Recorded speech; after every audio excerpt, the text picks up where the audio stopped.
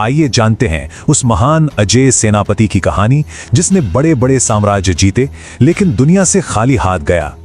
निडर रणनीतिकार खालिद बिन वलीद, जिनका शरीर युद्ध के घावों से भरा था, मौत के वक्त फूट फूट कर रो पड़े।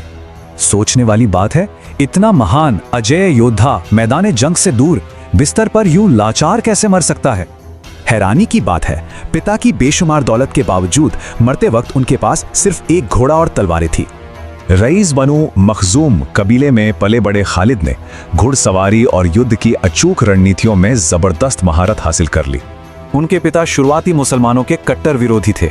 इसी पारिवारिक दुश्मनी ने खालिद के अंदर भारी गुस्सा भर दिया था।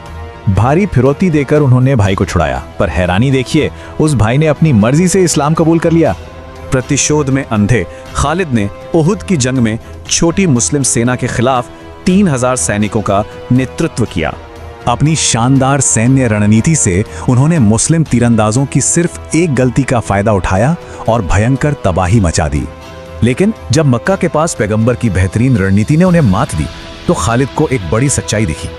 आखिर ऐसा क्या हुआ कि एक विजयी और अभिमानी सेनापति अपना रुतबा छोड़कर अपने सबसे बड़े दुश्मनों से जा मिला?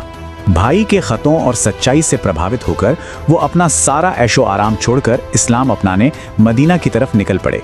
उनका सबसे बड़ा इम्तिहान मुता की जंग थी, जहां 1 लाख से अधिक विशाल रोमन सेना उनके सामने खड़ी थी। लगातार 3 कमांडरों के शहीद होने के बाद हताश हो चुकी मुस्लिम सेना ने पूरी कमान खालिद को सौंप दी। अपनी गजब की चतुराई से उन्होंने सेना को पूरी तरह तबाह होने से बचाया और अल्लाह की तलवार कहलाए। वो सबसे प्रमुख सेनापति बने, कई अहम जंगें लड़ी और पैगंबर से खुद बेहतरीन नेतृत्व करना सीखा।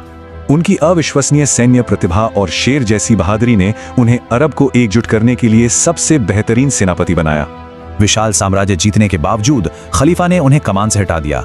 उनके बाकी के साल बेहद शांति से गुजरे। मृत्यु शैया पर उनके दोस्त ने याद दिलाया कि अल्लाह की तलवार युद्ध के मैदान में कभी टूट नहीं सकती। उनका निधन बिल्कुल खाली हाथ हुआ। सख्त मिजाज खलीफा उमर समेत पूरी दुनिया ने उनके जाने पर गहरा शोक मनाया। खलीफा ने खुद ये माना कि दुनिया का कोई भी शब्द खालिद की असीम महानता को बयान नहीं कर सकता। तो ये कहानी एक सवाल छोड़ जाती है, क्या सच्ची अमरता दौलत से मिलती है या अटूट विश्वास से?